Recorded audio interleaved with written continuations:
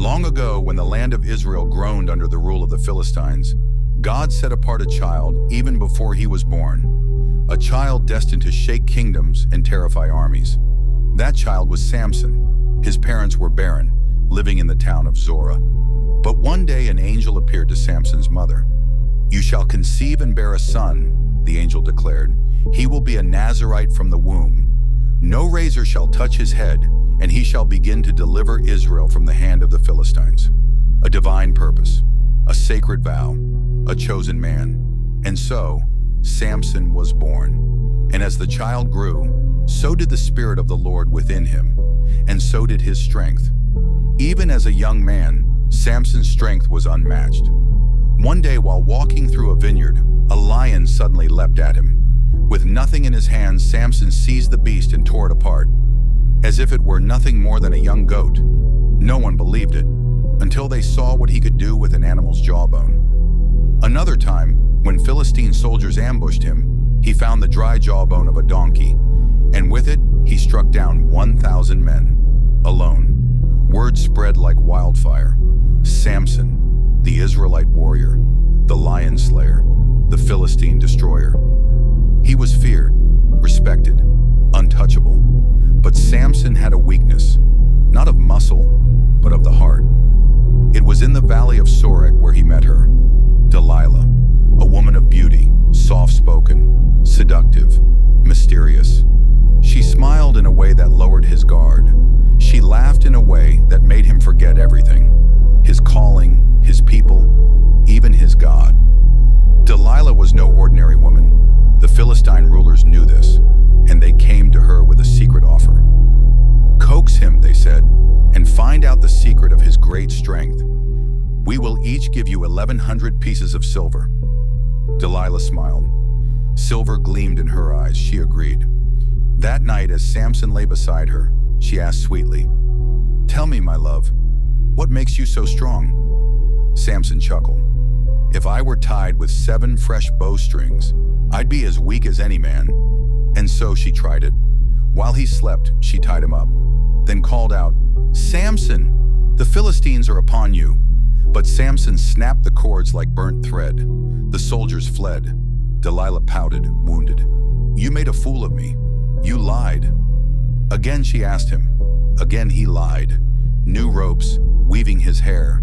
And again she tried. And again he broke free. But Delilah was patient. She wore him down day after day. Her voice dripped with sorrow. Her eyes pleaded with disappointment. And at last, Samson told her the truth. "No razor has ever touched my head. I am a Nazirite. If my hair is cut, I will lose my strength." That night, Samson laid his head on her lap. And as he slept, Delilah signaled a man to come in, quietly, silently. The razor slid across Samson's scalp. The locks fell, and with them, his strength.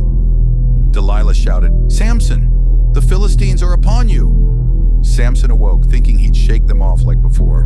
But this time, nothing. His arms were weak. His legs gave way. The Philistines swarmed in, grabbed him, gouged out his eyes, and shackled him in bronze chains. The man who once slayed lions now ground grain in a prison, blind and humiliated. Israel's mighty warrior was reduced to a slave. But while Samson ground in silence, something began to change. His hair began to grow back, and somewhere in the darkness, his heart turned back to God. The Philistines planned a great celebration in honor of their god Dagon. Lords, rulers, and nobles gathered in the massive temple. Over 3,000 men and women filled the hall and rooftop. And in the center, they brought Samson out to mock him. The blind man was led by a servant, his head bowed, arms trembling. He asked the boy, "Place my hands on the pillars that support the temple." And as the people laughed, Samson lifted his face to heaven. "O Lord God," he whispered, "remember me. Strengthen me just once more. Let me with one final blow bring down your enemies." He braced himself, one hand on each pillar, his arms stretched wide, and with a cry, he pushed. The pillars cracked, the stones split, the temple roared and collapsed, burying Samson and thousands of Philistines in rubble. And in death, Samson accomplished what he failed to do in life. He struck a mighty blow against Israel's oppressors. Samson's life is one of contrast. Chosen but reckless, powerful but impulsive, blessed but flawed. He had the strength to defeat armies, but not the discipline to conquer his desires. He was set apart for greatness, yet distracted by the very things that led to his downfall. But even in failure, God was not finished. Even in blindness, Samson saw clearer than he ever had. Even in death, he fulfilled his purpose. Because that's who our God is, a redeemer. He doesn't need perfect people.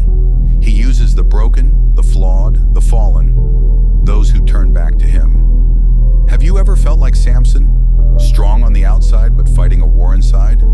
Have you ever fallen thinking God can't use you again? Then remember Samson, because God's grace doesn't run out when we fail. It shows up most when we return. Don't give up. Don't stay in chains. Don't settle in shame. God is waiting for you to turn back. And when you do, your greatest purpose might still be ahead. If this story inspired you, hit that like button, subscribe for more powerful Bible stories every week, and comment below. God can still use me. Your story is not over. Thank you for watching.